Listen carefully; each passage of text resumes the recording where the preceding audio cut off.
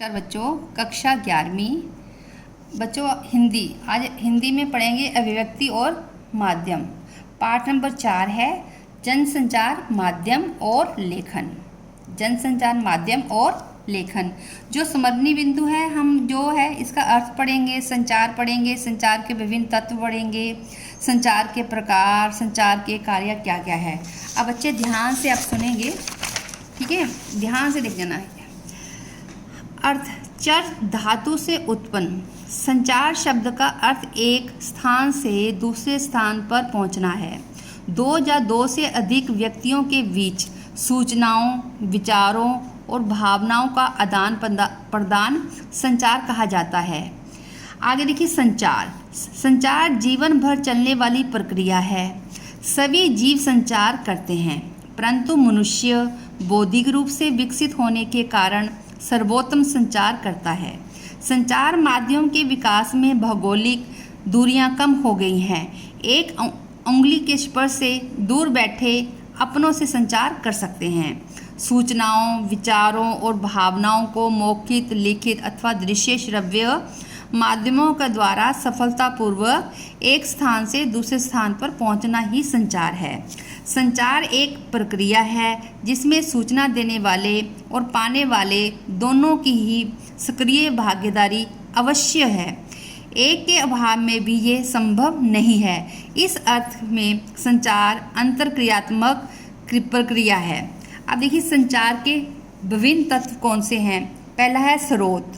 संचार प्रक्रिया को प्रारंभ करता है। व्यक्ति अपने संदेश या सूचना को अन्य तक पहुंचाना चाहता है, वह स्रोत है। आगे कूटीकृत या एनकोडिंग। संदेश की भाषा का ज्ञान संचारकर्ता व प्राप्तकर्ता दोनों का होना चाहिए। आगे संदेश। सफल संचार के लिए संदेश का स्पष्ट और सीधा होना आवश्यक है।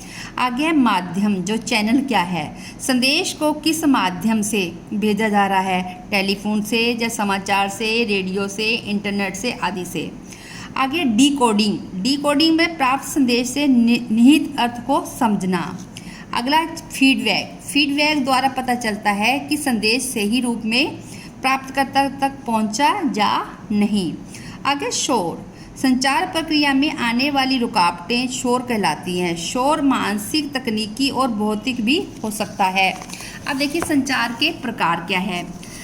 सांकेतिक संचार, जब संकेतों से बात समझाई जाए। मौखिक और अमौखिक संचार, जब मुख बोलकर खोलकर संचार करे वह मौखिक और बिना मुख खोले बात समझाए तब वह अमौखिक संचार है। अतः व्यक्तिक संचार, जब व्यक्ति अपने से बात करे अर्थात मन में प्रश्न करे और उत्तर भी दे, वह अंततः व्यक्तिक संचार होता है। अंतर व्यक्तिक संचार, जब दो व्यक्ति आमने सामने बैठकर संचार करें, वह अंतर व्यक्तिक संचार कहलाता है। आगे समूह संचार।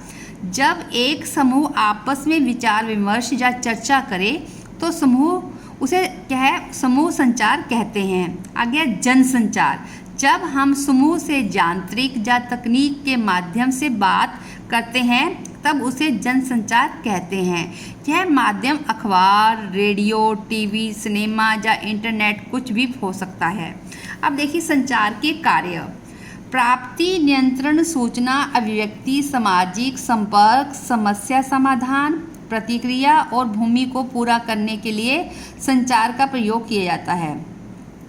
आगे जनसंचार के कार्य। जनसंचार के कार्य है सूचना देना, शिक्षित करना, मनोरंजन करना, एजेंडा तय करना, निगरानी करना, विचारों की अभिव्यक्ति के लिए मंच उपलब्ध करना। आधुनिक जनसंचार के माध्यम पाश्चात्य तकनीक से प्रेरित है, परंतु भारतीय इतिहास गवाह है कि देवऋषि नारद पहले समाचार वाचक माने जाते हैं। महाभारत काल में संजय की कल्पना, जिसने युद्ध का आंखों देखा वर्णन धृतराष्ट्र को सुनाया था, एक समृद्ध संचार व्यवस्था की ओर इशारा करता है। जनसंचार की आधुनिक माध्यम समाचार पत्र, पत्रिकाएं, टेलीविज़न, सिनेमा और इंटरनेट है। अब जनसंचार की मजबूत कड़ी समाचार पत्र, पत्रिकाएं या प्रिंट माध्यम है। यही समाचारों के आदान प्रदान का मुख्य साधन माना जाता है। पत्रकारिता के 3 पहलू है। पहला समाचारों को संकलित करना, दूसरा उन्हें संपादित कर छपने लायक बनाना, तीसरा पत्र या पत्रिकाओं के रूप में छापकर पाठकों तक पहुंचाना। संवाददाता जो खबरें एकत्रित करके लाते हैं उन्हें व्यवस्थित ढंग से छापने का काम संपादक करता है। आगे 400 वर्ष पहले अखबारी पत्रकारिता अस्तित्व में आई, परंतु भारत में इसकी शुरुआत 1780 में जेम्स अगस्त हिक्की के बंगाल गजट से हुई, जो कोलकाता से निकलती है। हिंदी का पहला साप्ताहिक पत्र उदंड मार्तंडवी 1826 में कोलकाता से ही प्रकाशित हुआ, जिसका संपादन पंडित जुगल किशोर शुक्ल ने किया था। भारतेंदु हरिश्चंद्र जी ने बहुत सी पत्र पत्रिकाएं निकालकर इस क्षेत्र में विशेष योगदान दिया है। स्वतंत्रता पूर्व पत्रकारों में गणेश शंकर विद्यार्थी, माखनलाल चतुर्वेदी, प्रताप नारायण मिश्र, शिव पूजन सहाय, राम वृक्ष बेनीपुरी और बाल मुकुंद गुप्त जी हैं। आगे देखिए प्रमुख पत्र पत्रिकाएं केसरी, हिंदुस्तान, सरस्वती, हंस, कर्मवीर, प्रताप, प्रदीप और विशाल। आज़ादी के बाद प्रमुख पत्रकारों में सच्चिदानंद, हीरानंद बास्तायन, रघुवीर सहाय, धर्मवीर भारती, मनोहर श्याम जोशी, राजेंद्र माथुर जी हैं। आगे देखिए समाचार पत्र कौन कौन से हैं? नवभारत टाइम, जनसत्ता, नई दुनिया, अमर उजाला, दैनिक जागरण आदि। अब देखिए पत्रिकाएं हैं धर्मयुग, साप्ताहिक, हिंदुस्तान, दिनमान, इंडिया टुडे और साप्ताहिक कादम्बनी है। अब देखिए रेडियो के बारे में। रेडियो जनसंचार का श्रव्य माध्यम है जो सर्वाधिक लोकप्रिय है। 1895 में इटली के केजी मार्कोनी ने वायरलेस की खोज की थी और उसी का रूपांतर रेडियो है। 1921 में मुंबई के टाइम्स ऑफ इंडिया डाक तार विभाग की ओर से संगीत कार्यक्रम प्रसारित हुआ। 1936 में ऑल इंडिया रेडियो की स्थापना हुई। आज देश में 350 से अधिक निजी रेडियो स्टेशन का जाल बिछ गया है। अब देखिए टेलीविज़न, यह दृश्य श्रव्य माध्यम है। इसकी जो है सर्वाधिक है। 1927 में बेल जो है टेलीफोन लैबोरेटरीज में न्यूयॉर्क और वाशिंगटन के बीच प्रायोगिक टेलीविज़न कार्यक्रम का प्रसारण हुआ था और 1936 में बीबीसी ने अपनी टेलीविज़न सेवा प्रारंभ की थी। भारत में टेलीविज़न की शुरुआत 15 सितंबर 1959 को हुई, जिसका उद्देश्य शिक्षा के सामुदायिक विकास को प्रोत्साहित करना था। 15 अगस्त 1965 में स्वतंत्रता दिवस से विधिवत टीवी सेवा प्रारंभ हुई। 1 अप्रैल 1976 से इसे आकाशवाणी से अलग दूरदर्शन का नाम दिया गया।